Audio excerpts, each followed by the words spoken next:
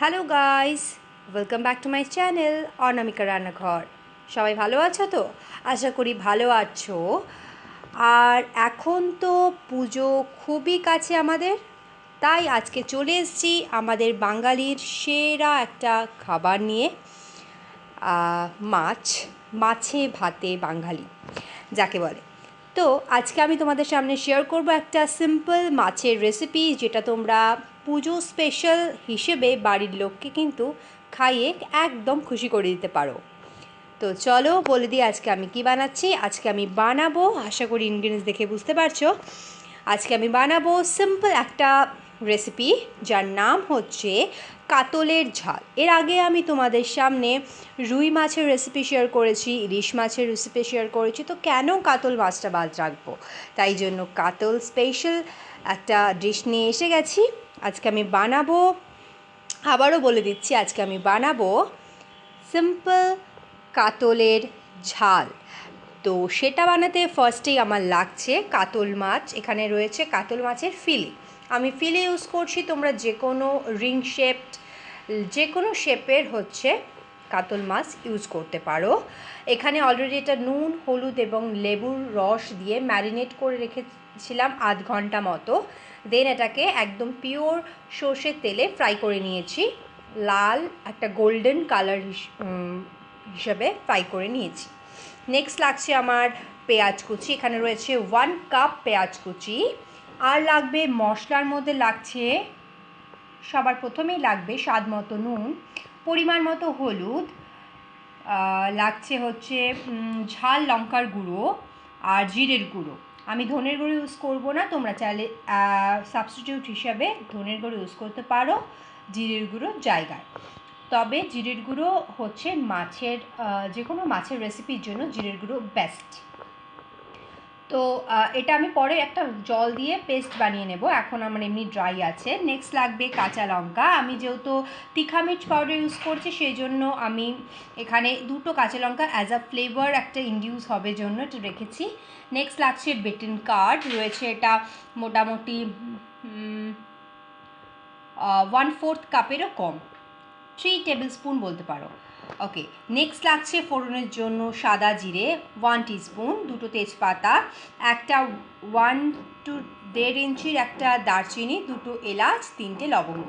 ব্যাস এই ছিল আমার ইনগ্রিডিয়েন্টস। চলো এবার রেডি করে ফেলি এই কাতলের ঝাল। যে তেলে আমি মাছটা ভেজেছিলাম সেই তেলেই বাকি রান্না করব। এখানে কিছুটা তেল আমি উঠিয়ে রেখেছি। এখন বর্তমানে কড়াতে আমার আছে প্রায় 1/4 টেবিল স্পুন, টিস্পুন তেল, দেখতে পাচ্ছ।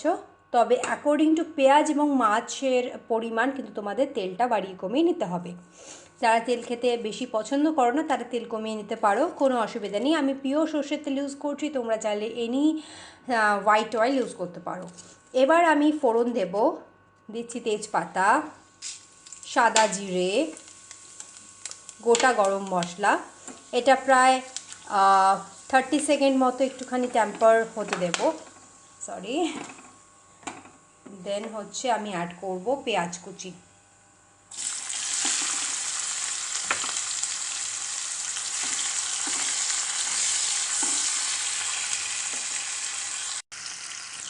পেঁয়াজ সহ এটাকে গোল্ডেন করে একটু ভাজতে হবে। এটা আমি ভাজবো প্রায় 3 থেকে 4 মিনিট। তোমরা দেখতে থাকো, ফিরে আসছি 3 থেকে 4 মিনিট পরে। ফিরে এসেছি প্রায় 3 থেকে 4 মিনিট পরে। অ্যাড করছি কাঁচা লঙ্কা। যেহেতু আমি জাস্ট ফ্লেভারের জন্য অ্যাড করব, সেই জন্য অল্পই, মানে একটু বাদে ইউজ করলাম। আর পেঁয়াজগুলো দেখতে পাচ্ছ হালকা গোল্ডেন কালার স্টার্ট হয়ে গেছে। আমি এই পর্যায়ে এসে আমি যে মশলাগুলো রেখেছিলাম সেটা একটা জল দিয়ে পেস্ট বানিয়ে নিয়েছি, সেটা অ্যাড করলাম, দিয়ে এটাকে একটু মিক্স করে দেব।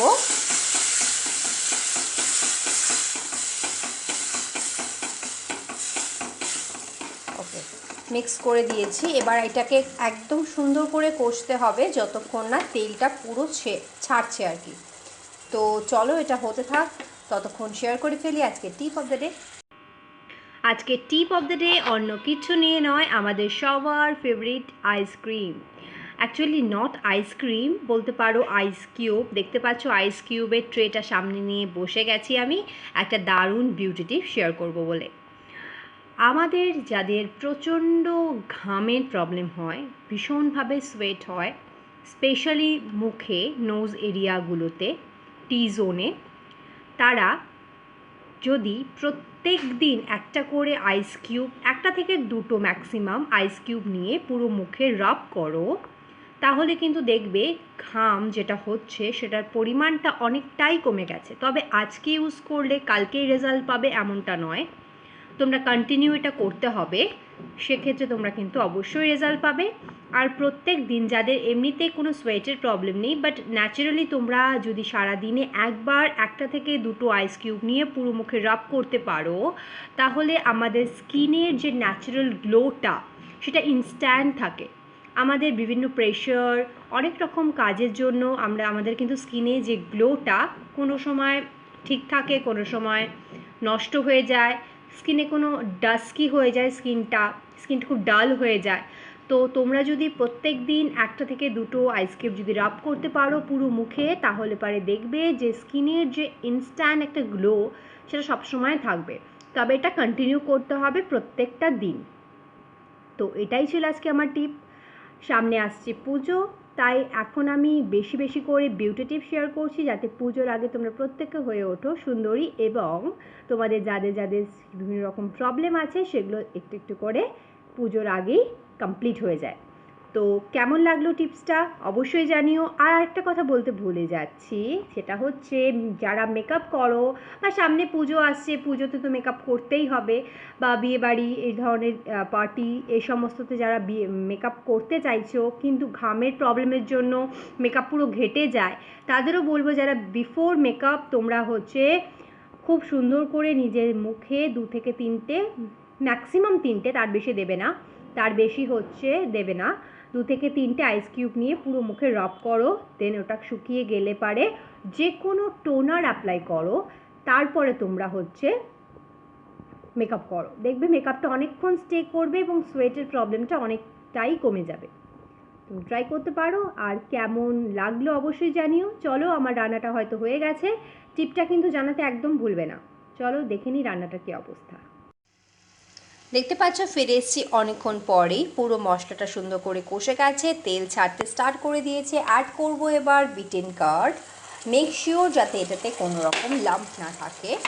এই টক দইটা দিয়ে আমরা আর একটুখানি কষাবো 1 মিনিট, ম্যাক্সিমাম 1 মিনিট, নয়তো কিন্তু টক দইটা ফেটে যাওয়ার সম্ভাবনাটা থাকে। 1 মিনিটের বেশি কষাবো না, 1 মিনিটটাকে কষিয়ে নিই, ফিরে আসছি। দারুণভাবে তেল ছেড়ে দিয়েছে, অ্যাড করব একটুখানি জল। আমি এখানে খুব একটা বেশি জল ইউজ করব না, মোটামুটি ইউজ করছি 1.5 কাপ থেকে 2 কাপের মতো জল। এটা খুব বেশি ড্রাই হবে না, আবার খুব বেশি জুসিও হবে না, মিনিমাম হবে গ্রেভি মতো। এটাকে একটুখানি ফুটতে দেব, তারপর আমি মাছগুলোকে ছেড়ে দেব। এটা হতে থাক, ফুটতে থাক, তোমরা সঙ্গে থাকো, দেখতে থাকো।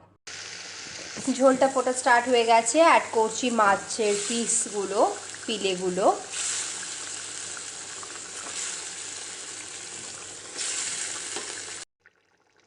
ঝোল তো ফুটে গেছে, মাছগুলো দিয়ে দিয়েছি, মাছগুলো দিয়ে ওয়েট করব, আরও ফোটাবো 2 মিনিট, সঙ্গে থাকো। 2 মিনিট পর ফিরে আসছি। দেখতে পাচ্ছ মাছগুলো ফুটে গেছে সুন্দর করে, আমি গ্যাসটা অফ করে দিলাম। এখন যে কনসিস্টেন্সি আছে, ঠান্ডা হয়ে গেলে আর একটুখানি এটা গ্রেভি মতো হয়ে যাবে। তো এই অবস্থা আমি নামিয়ে দেব। তোমরা যদি চাও আর একটু গ্রেভি রাখতে পারো বা আরও শুকিয়ে নিতে পারো, it's depends on you. Okay, so এটা হতে থাক, আমি সার্ভ করে ফিরে আসছি, সঙ্গে থাকো। তো ফ্রেন্ডস, আমি সার্ভ করে ফেলেছি আজকের স্পেশাল ডিশ কাতল ঝাল বা কাতলের ঝাল, যেটাই বলো না কেন। আশা করি তোমাদের রেসিপিটি ভালো লাগবে। কোনো রকম কনফিউশন থাকলে অবশ্যই জানাবে, আর এই ভিডিওটি ভালো লেগে থাকলে লাইক করবে, শেয়ার করবে, কমেন্টস করবে। নোটিফিকেশন পেতে বেল আইকন তো প্রেস করতেই হবে। আর যারা এখনও সাবস্ক্রাইব করনি, please subscribe to my channel. নতুন নতুন ভিডিও, নতুন নতুন টেস্টি হেলদি ডিশেস এর রেসিপি পেতে অবশ্যই ফলো করতে হবে শুধুমাত্র অনামিকা রান্নাঘর। তো thank you guys, thank you for watching, bye. সবাই ভীষণ ভালো থেকো। আর সবার প্রত্যেককে বলছি যারা এখনও আমার চ্যানেলকে সাবস্ক্রাইব করোনি তাড়াতাড়ি কিন্তু সাবস্ক্রাইব করে ফেলো। খুব তাড়াতাড়ি আসছে আমার পুজো স্পেশাল কিছু এক্সক্লুসিভ রান্না, যেটা সবাইকে দারুণ খুশি করে দেবে বলে আমার মনে হয়। তো অবশ্যই তোমরা সবাই দেখবে, আর এই আজকের ভিডিওটি কিন্তু সম্পূর্ণ দেখবে এই দারুণ রেসিপিটির পেতে। এবং অবশ্যই আমি শেয়ার করেছি আজকে আমার বিউটি টিপস, সেটাও আশা করি খুব কাজে লাগবে। অল ওভার কেমন লাগলো অবশ্যই জানাবে। টাটা, সবাই ভীষণ ভালো থেকো। খুব তাড়াতাড়ি আসছি আর একটা দারুণ রেসিপি নিয়ে। বাই।